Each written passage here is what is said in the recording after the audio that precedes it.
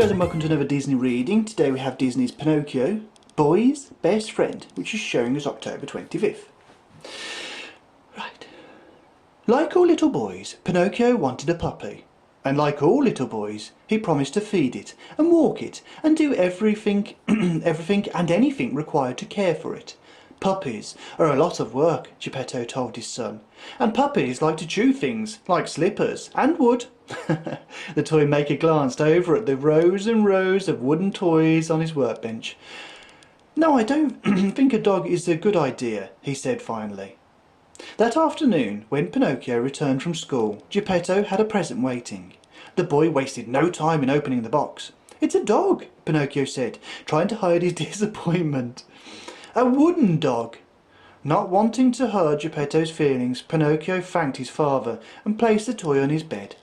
A few days later, as Pinocchio was walking home from school, he heard a puppy whimpering in an alleyway.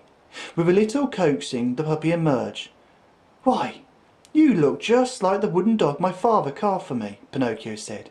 Pinocchio wondered what to do. "Well, I can't leave you here all by yourself," he decided. The boy went home and tied the dog to a tree a few doors up the street. Then he sneaked the puppy a bowl of food and went back inside, after Geppetto had fallen asleep. Pinocchio slipped outside and scooped up the dog. "Now, you are going to have to be very quiet," he warned. Once inside, the puppy sprang from Pinocchio's arms and made a dash for Figaro.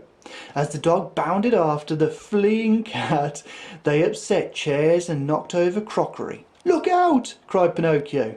Geppetto soon appeared in his nightclothes. "What's going on here?" he asked. "Well," Pinocchio began. Suddenly the puppy sprang onto Pinocchio's bed, knocking the wooden dog beneath it. Ooh! Geppetto blinked. The puppy looked just like the toy he had made for his son. "Could it be?" the toy maker asked. "Pinocchio, you wanted a puppy so much that the blue fairy must have turned your toy dog into a real one." Pinocchio just picked up the pup and brought it over to meet Geppetto. A day later, when Pinocchio finally found the courage to tell Geppetto the truth, the little puppy was in no danger of becoming an orphan again. "Well," Geppetto said affectionately, when he found the pup carrying the wooden dog around the house, "I suppose we have room for 2 dogs here, especially if one of them walks the other." Ah. So guys, if you enjoyed that story, click like. If you'd like to see more, click subscribe. And the next story is going to be Disney's 101 Dalmatians, Cruella Sees Spots. So guys, I will see you very, very soon. Bye bye.